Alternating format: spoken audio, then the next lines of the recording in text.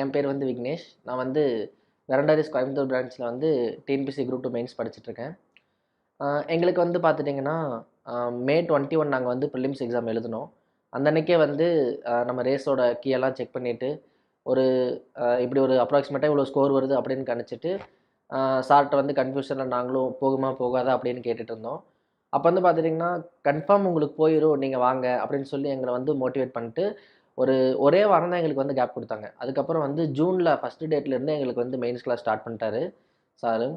அதே மாரி இவங்க வந்து மெயின்ஸுக்குன்னு எங்களுக்கு வந்து எக்ஸ்ட்ராவா அவங்க வாங்குன அமௌண்ட் வந்து மத்த பக்கம் கம்பேர் பண்றப்போ, இங்க வந்து ரொம்ப கம்மியா தான் நாங்க ஃபீல் பண்றோம். ஒரு அஃபோர்டபுள் பிரைஸ் இப்போ வந்து பிரிலிம்ஸுக்கே நான்லாம் வந்து கஷ்டப்பட்டு தான் காசு இங்க கட்டுனேன். ஸோ ஒரு ஏழை எளிய மக்கள் கூட இந்த மெயின்ஸ்லாம் இங்க படிக்கலாம் அப்படின்னா, அது நம்ம இன்ஸ்டிடியூட்ட சூஸ் பண்ணலாம். அது காசு கம்மியா இருக்கு அப்படிங்கிறதுக்காக நம்ம கோச்சிங்கோட தரம் வந்து ரொம்ப கம்மியா அப்படின்னு கேட்டா அப்படியெல்லாம் இல்ல. எங்களுக்காக வந்து எக்ஸ்ட்ரா கேர் வந்து சார் வந்து நெறைய எடுத்திருக்காரு. இப்ப நம்ம கோஆர்டினேட் மேம் லாவண்யா மேம் இருக்கட்டும், அவங்க வந்து இந்த மாரி மேம் நாங்க குரூப் 2 மெயின்ஸ் படிக்கிறோம். எங்களுக்கு வந்து மெயின்ஸ் எக்ஸாம் முடியிற வரைக்குமே எங்களுக்கு செப்பரேட்டா கிளாஸ் வேணும்னு ஒரே ஒரு தடவ தான் கேட்டோம். ஸோ அந்த ஒரு காரணத்துக்காகவே வந்து எங்களுக்கு ஸ்ட்ரென்த் வந்து ரெகுலரா வர ஸ்ட்ரென்த் வந்து ஒரு 15 பேர் தான் அப்படிங்கிற மாரி இருந்தாலும், அவங்க வந்து எங்களுக்காக கிளாஸ் அலோகேட் பண்ணி குடுத்தாங்க. நெக்ஸ்ட் வந்து எங்க டிஎல் சார் இளங்கோ சார் இருக்காரு. அவரு வந்து அதே மாரி தான். இந்த சார் இந்த மாரி மெட்டீரியல் வந்துருச்சா? எங்களுக்கு கிடைச்சிருச்சா? அப்படின்னு கேட்டா, அது வந்ததுன்னா, "நீ வந்து வாங்கிக்கப்பா" அப்படின்னு கூட சொல்றதில்ல. எடுத்துட்டு வந்து கிளாஸ்லயே வந்து கையிலேயே குடுத்துட்டு போறாரு. ஸோ அந்த அளவுக்கு மென்டார் ஃப்ரெண்ட்லிட்டி இருந்தது. அதுக்கடுத்து பார்த்துட்டீங்கன்னா, ஆனந்த் சார். அ அ எங்க மெயின்ஸ் ரோல்லயே வந்து மேஜர் இம்பாக்ட் வந்து அவரு தான். அ நெறையா வெளியில ஒரு விளம்பரப்படுத்தப்பட்ட நெறைய நெறைய பிரைவேட் இன்ஸ்டிடியூஷன்லாம் என்ன பண்றாங்கன்னா, முன்கூட்டியே வந்து ஸ்கிரிப்டட் கொஸ்டின்ஸ் குடுத்துடுறாங்க. குடுத்துட்டு இத மட்டும் நீங்க படிங்க. படிச்சுட்டு நீங்க வந்து அ இதிலிருந்து நாங்க கொஸ்டின் கப்ப எழுதுங்க அப்படிங்கிற மாரி தான் எல்லா பக்கம் கோச்சிங் போயிட்டுருக்கு. பட் எங்களுக்கு வந்து இப்போ வரைக்கும் அப்படி ஒரு தடவ கூட அவர் கொண்டு போனதே கிடையாது. அ உதாரணத்துக்கு சொல்லணும்னா, இப்போ யூனிட் 1ல வந்து ஒரு வெப்பம் அதாவது ஹீட் அப்படின்னு இருந்ததுன்னா, இது வந்து சயன்ஸ் புக்ல நீங்க தேடி படிச்சுக்கங்கப்பா அப்படின்னு மட்டும் தான் சொல்லியிருக்காரு. ஸோ அந்த மாரி நாங்க வந்து ஒவ்வொரு யூனிட்டுக்கும் வந்து ஒரு தேடல். இத இங்க படிக்கலாம், இத இங்க படிக்கலாம். அப்படி சொல்லி நாங்க தேடி தேடி தான் படிச்சிருக்கோம். ஏன்னா நம்மளுக்கு குரூப் 2 மெயின்ஸ்ல வந்துட்டு அந்த ஒரு மெட்டீரியல்ல இருக்கக்கூடிய அந்த 40 கொஸ்டின்ல இருந்து தான் அட்மினிஸ்ட்ரேஷன்ல ஒரு கொஸ்டின் கேட்பாங்களான்னு கேட்டா, அது வந்து உறுதியா நம்மளால சொல்ல முடியாது. இங்க ஒண்ணு கேட்பாங்க, அங்க வந்து ஒரு அன்ஸ்கிரிப்டடா இருக்கும். ஸோ கிட்டத்தட்ட யுபிஎஸ்சி ரேங்கிங் லெவலுக்கு வந்து தான் வந்து எங்களுக்கு கிளாஸஸ் வந்து கொண்டு போயிட்டுருக்காரு. இப்பவும் போயிட்டுருக்கு. 25ஆம் தேதி வந்து எக்ஸாம் வரப்போகுது. ஆல்மோஸ்ட் நாங்க பக்கத்துல நெருங்கிட்டோம். எப்படியும் கண்டிப்பா நாங்க வந்து குரூப் 2 கிளியர் பண்ணி போஸ்டிங்ல இதே மாரி அடுத்த தடவ இன்டர்வியூ குடுப்போம் அப்படின்னு சொல்லிட்டு சொல்லிக்கிறேன். Thank you. Good morning. என் பேர் கிஷோர். நான் வந்து 2021 ஆகஸ்ட்லேருந்து இங்கே ரேஸில் வந்து படிச்சுட்ருக்கேன். ஃபிலிம்ஸும் இங்கே தான் படித்தேன். இப்போ வந்து குரூப் 2 ஃபிலிம்ஸ் வந்து கிளியர் பண்ணிட்டு மெயின்ஸ் கிளாஸ் வந்து பர்சியூ பண்ணிகிட்ருக்கேன். இப்போ வந்து நான் பார்த்த வரைக்கும் எப்படின்னா, இங்கே இன்ஃப்ராஸ்ட்ரக்சர் எல்லாமே வடக்கோவை பிரான்ச் இருந்துச்சு. அதுக்கப்புறம் வந்து ஆர்எஸ்புரம் மாற்றுறாங்க. இன்ஃப்ராஸ்ட்ரக்சர் வைஸ் வந்து எந்த ப்ராப்ளமும் இப்போ வரைக்கும் ஃபேஸ் பண்ணதில்லை. அதே மாதிரி டெஸ்ட் வைஸ் பார்க்கும்போது மித்த இன்ஸ்டியூட் கம்பேர் பண்ணும்போது நான் கேட்ட வரைக்கும் ஃப்ரெண்ட்ஸ்லாம் வெளியே படிக்கிறாங்க. அவங்க வந்து அதிகபட்சம் ஒரு 15 to 20 டெஸ்ட் தான் எழுதியிருப்பாங்க. ஆனால் இங்கே வந்து நாங்கள் நினச்சப்பெல்லாம் இப்போ வந்து வீக்லி வந்து அவங்க ஒரு டெஸ்ட் எழுதுறாங்கன்னா, நாங்கள் நினைக்கிறப்பெல்லாம் இங்கே டெஸ்ட் எழுத முடியும். அதுக்கான மெட்டீரியல்ஸ்லேருந்து நெக்ஸ்ட் வந்து பேப்பர் ஒர்க்ஸ் இரெஸ்பெக்டிவ் ஆஃப் பழைய ஸ்டூடெண்ட்ஸ் புது ஸ்டூடெண்ட்ஸ்னு இல்லாமல் எல்லாத்துக்குமே அந்த அந்த இன்ஃப்ராஸ்ட்ரக்சர் வந்து ப்ரொவைட் பண்ணாங்க. அந்த மெட்டீரியல்ஸ்லாம் ப்ரொவைட் பண்ணாங்க எழுதுறது. இப்போ கிட்டத்தட்ட நான் ஒரு 45 டெஸ்ட் அரௌண்ட் 45 டெஸ்ட் எழுதியிருப்பேன். ஸோ அந்த கொஷின்ஸே எனாஃப். அதை வந்து திரும்ப திரும்ப நம்ம ரிவைஸ் பண்ணும்போதேவும் நம்ம புதுசாக எதுவும் பெருசாக படிக்க தேவையில்லை. நெக்ஸ்ட் வந்து பார்த்தோம்னா ஃபீஸு. மித்த இன்ஸ்டியூட் கம்பேர் பண்ணும்போது நம்ம இன்ஸ்டியூட்டில் வந்து கொஞ்சம் ஃபீஸுமே கொஞ்சம் அஃபோர்டபுளாக தான் இருக்குது. மெயின்ஸுக்குன்னு பார்க்கும்போதும் சரி, அதே மாதிரி ஃபிலிம்ஸ் கண்டினியூ பண்ணிவிட்டு இங்கே மெயின்ஸ் அப்படியே பர்சியூ பண்ணுறவங்களுக்கும் ஃபீஸ் வந்து நார்மலாக தான் இருந்துச்சு. ஸோ ப்ராப்ளம் இல்லை.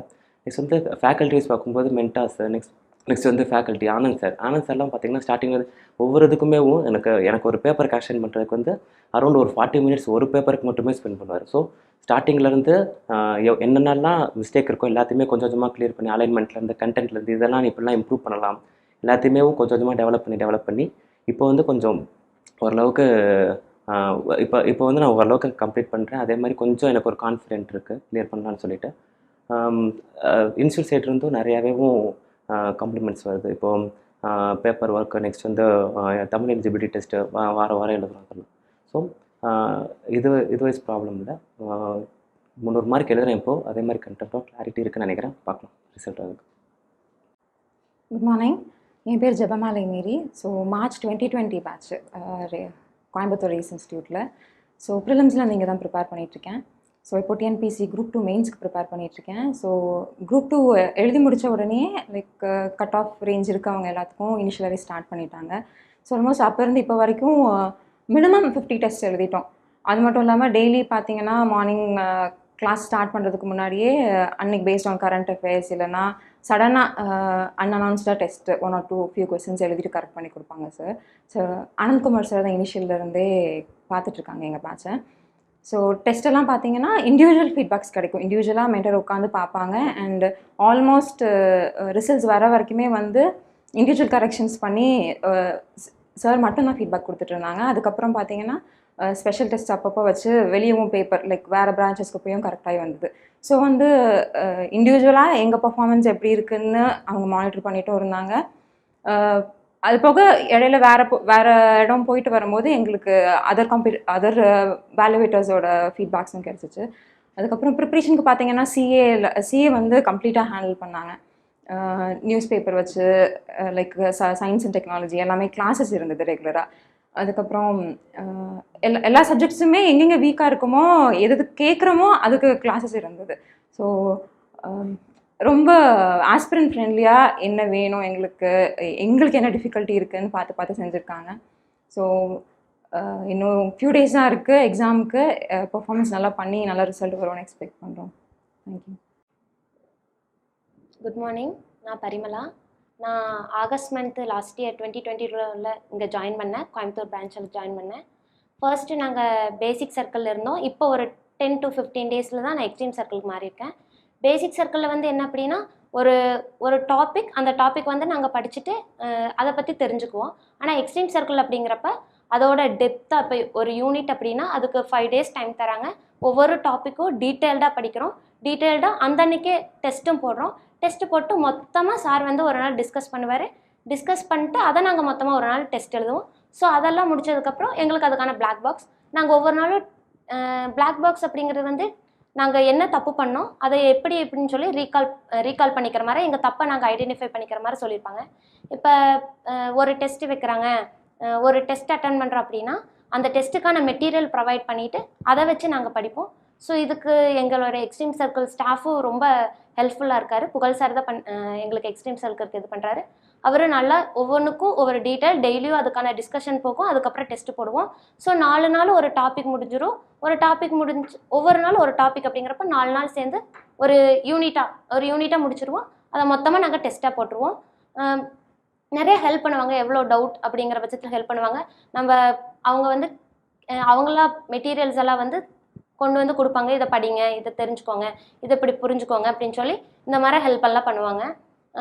பேசிக் கம்பேர் பண்ணும்போது ஒவ்வொன்றா படிக்கிறோம். இதில் வந்து மொத்தமாக டெப்த்தாக டீட்டெயில்டாக நிறைய தெரிஞ்சுக்கிறோம். இதனால் நிறைய யூஸ்ஃபுல்லாக இருக்குது. ஸ்டாஃப்ஸும் நல்லா சப்போர்ட் பண்ணுறாங்க.